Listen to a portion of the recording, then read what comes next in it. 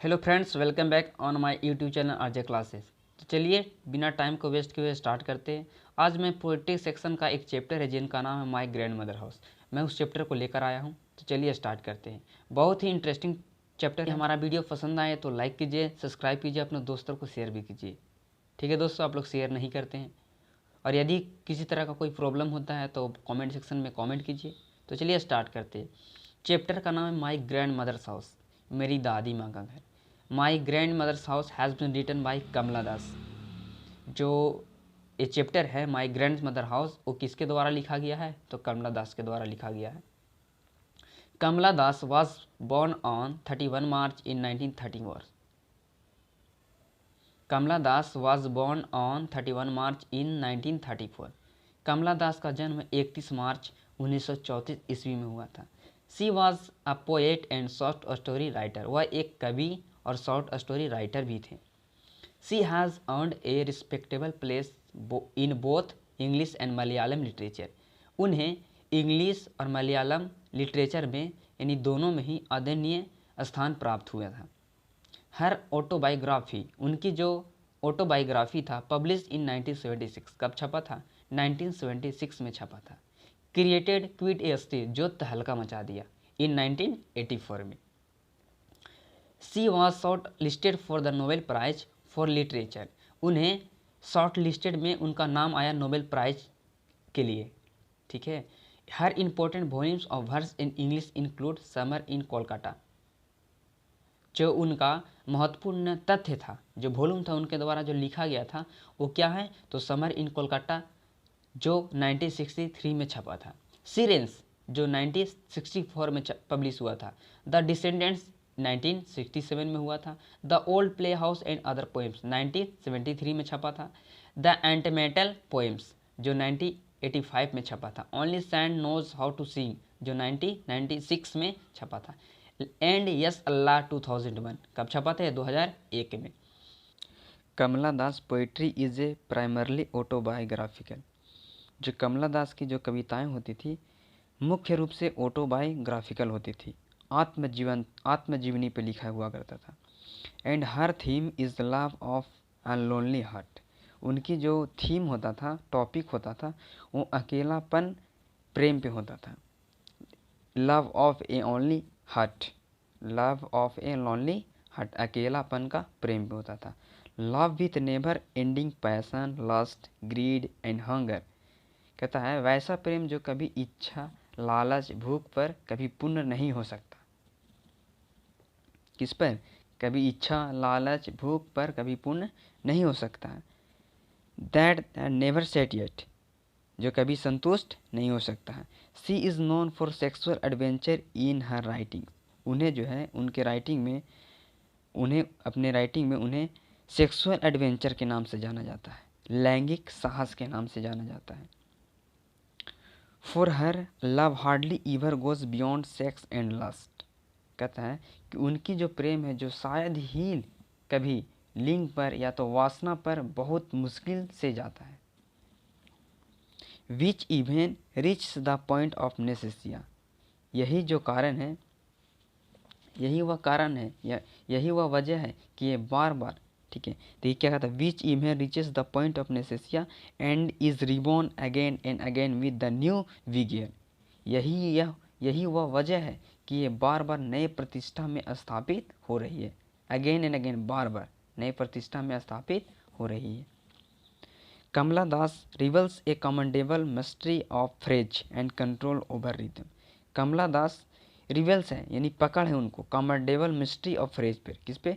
तो जो mystery of phrase है उन पे उनका काफ़ी पकड़ है। एंड कंट्रोल ओवर रिदम, और जो रिदम का यानी जो लय का कंट्रोल है उन पे भी अच्छा खासा पकड़ है।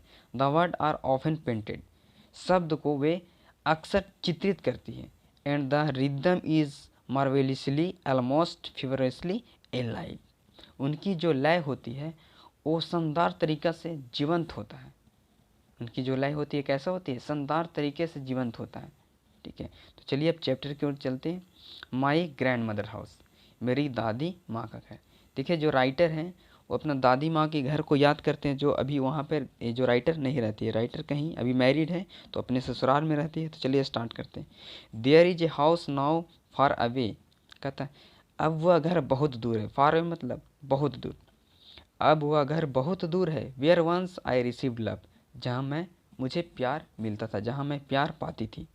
Where once I received love, जहाँ मुझे प्रेम मिला करता था। दैट वोमेन डाइड, वह औरत मर गई है। वह औरत मर गई। कौन औरत की बात कर रही है? तो अपनी दादी माँ की कह रही कि वह औरत अब मर गई जो मुझे प्रेम किया करती थी। The house withdrew into silence, वो जो घर था, जो दादी माँ का घर है, वो किस में बदल गया था? तो चुप्पी में, शांति में तब्दील हो गया था। जहाँ स्नैक्स मूव, जहाँ सांपों का बसेरा हो गया था। सांप रहते थे, सांप वहाँ घूमते थे।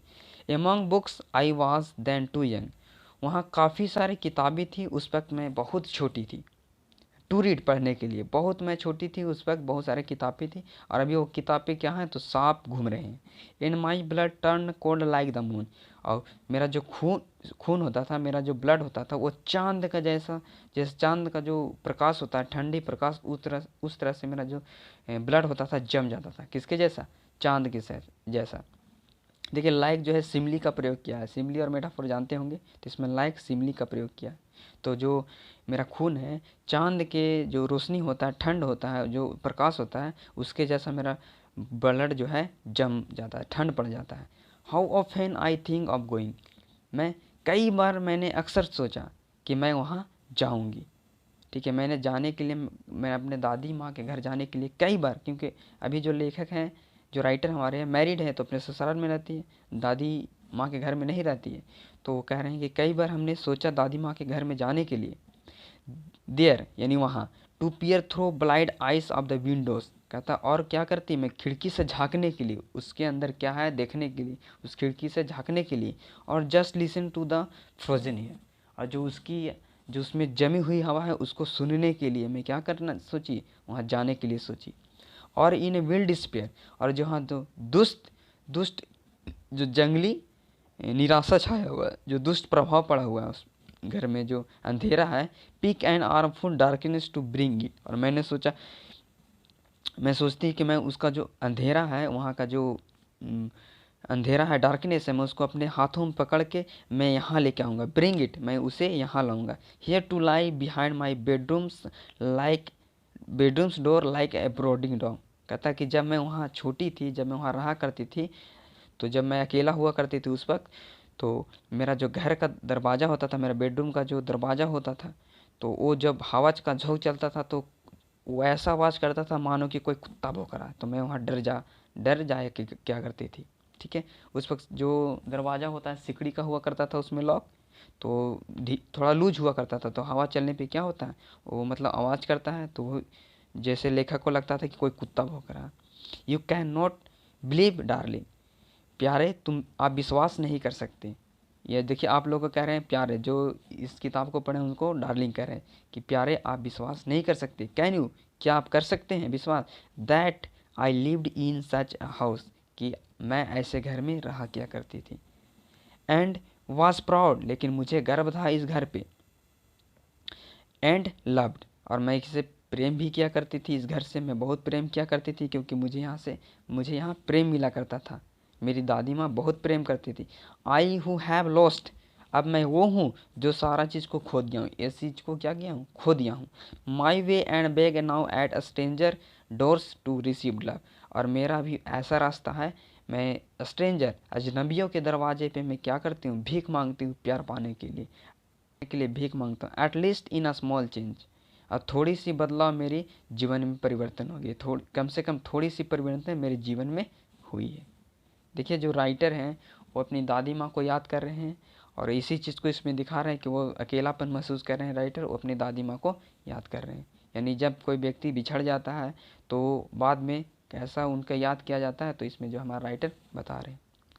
यदि वीडियो पसंद आए तो लाइक कीजिएगा, शेयर कीजिएगा, सब्सक्राइब कीजिएगा, और अपना थैंक यू वेरी मच।